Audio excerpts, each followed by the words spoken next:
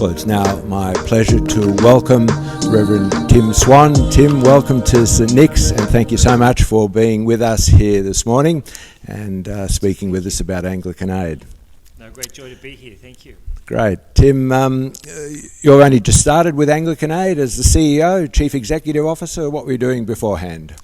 Well, beforehand, I've just been the last 6 years up in the parish of Willoughby Park near Chatswood, leading a church there which started as a small church plant from Narrabeen, Camray, and then has grown.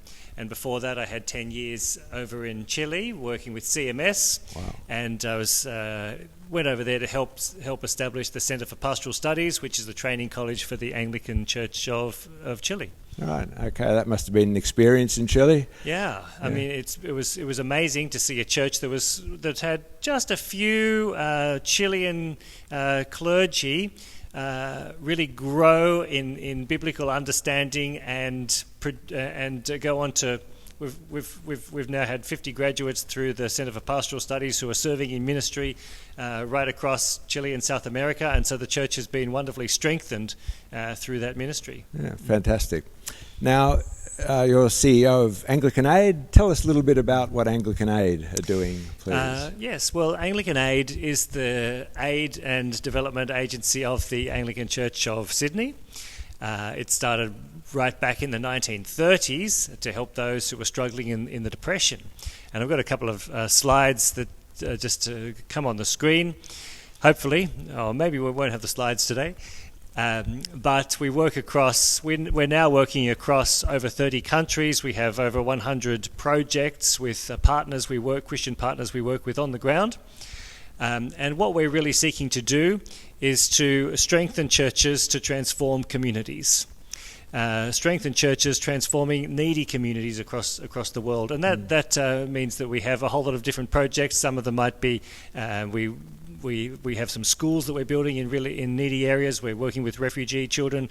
We're helping women to be freed from the sex trade.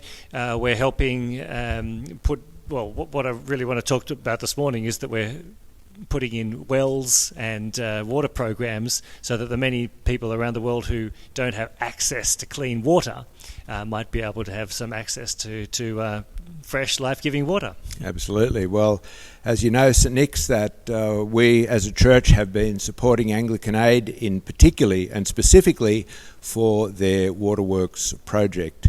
Tim, could you tell us a little bit more about WaterWorks and how the contribution that we've been able to make over the last couple of years has benefited people in the parts that you're talking about?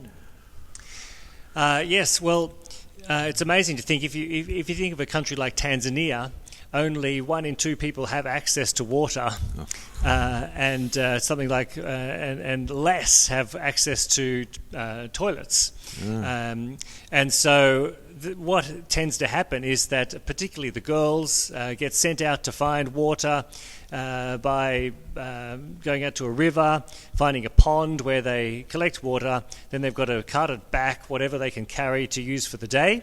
And unfortunately, a lot of the water sources that they're going to are contaminated. They have to share the water sources with livestock as well.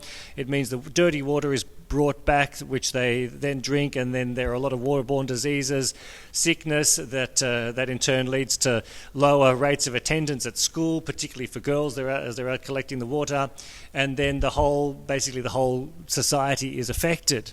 However, as water projects are put in, these things are reversed. And so you have lower levels of sickness, more girls going to school, rates of education increasing, and the whole cycle is improved. I mean, without access to clean water, no development goals are achievable. But with fresh water, such a basic thing, then whole societies are transformed and go forward. And that's something that St Nicholas has been contributing to fantastically. Okay, thank you. Well, I think it's pretty true that we don't think too much about water. We want some, we go to the tap, it's there, it's clean, we know it'll be always there. Right. And if we've got a drought, they just turn on the desalination plant. It's something we find it very hard to relate to, I think, but it's, as you've just explained, an absolute reality for many people. Is it possible to say what it costs to put clean water in a village? Is it digging a bore, something as simple as that, or pipes, or does it vary? Yes, it does. It does vary depending on the situation, obviously. But one project that we have in rural Tanzania that you've been supporting costs about $20,000 to sink a bore and to put that to have water there. Earlier in the year, we had a man named Kelvin from Rorya Diocese in northern Tanzania, who was going to come to Australia and visit a whole lot of churches to talk about this program. Unfortunately, he got here, COVID came in, and so he had to go back home, which means that we were a bit behind on these projects. But in his area, very little access to water, but the fourth borehole that we've been building has just been started this last week, actually. Oh, wonderful. And he was telling us how the previous one had been put in by a church. People are now able to come to the church grounds to receive fresh water. And church attendance, sort of off the back of that, has also gone up quite a lot. And this was a new church building that was a bit of a shed.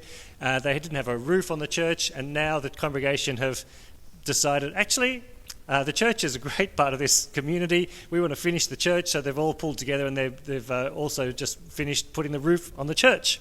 So that's the sort of thing that is happening off the back of your contributions. Yeah, that's fantastic. It's a fantastic story to hear that not only are you supplying health and life through the water, but it's health and life through the church becoming alive again. That's right. Yeah. Fantastic. So there's obviously, around the world, there's a massive need for water projects, and it can seem like we're just doing a little bit. But we're making a transformational change for those that we are supplying it to, and we would love to do so much more. That's what we're working towards. Yeah, step by step change comes about. So, what's the current target for WaterWorks in terms of raising funds and that sort of stuff?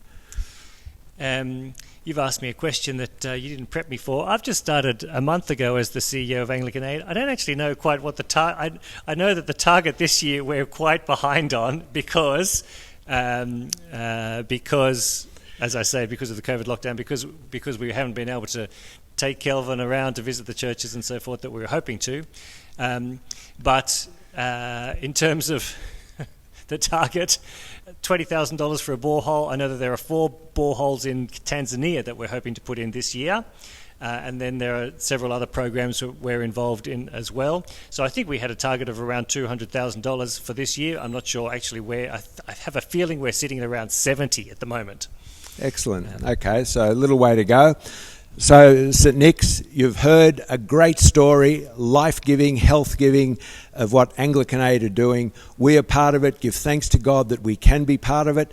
And if you are captured by what you've just heard Tim saying about how wonderfully life-giving it is to put a $20,000 bore into a village which will affect hundreds of people, I guess, and if you want to take part of that, thousands of people, Tim says, if you want to be part of that, in addition to what St. Nick's is helping, go on to download our community news this week. There's a link which will take you directly to the donation page for Anglican Aid WaterWorks. Great thing to do. Hope that many people watching this video will get on board with that life-giving, health-giving initiative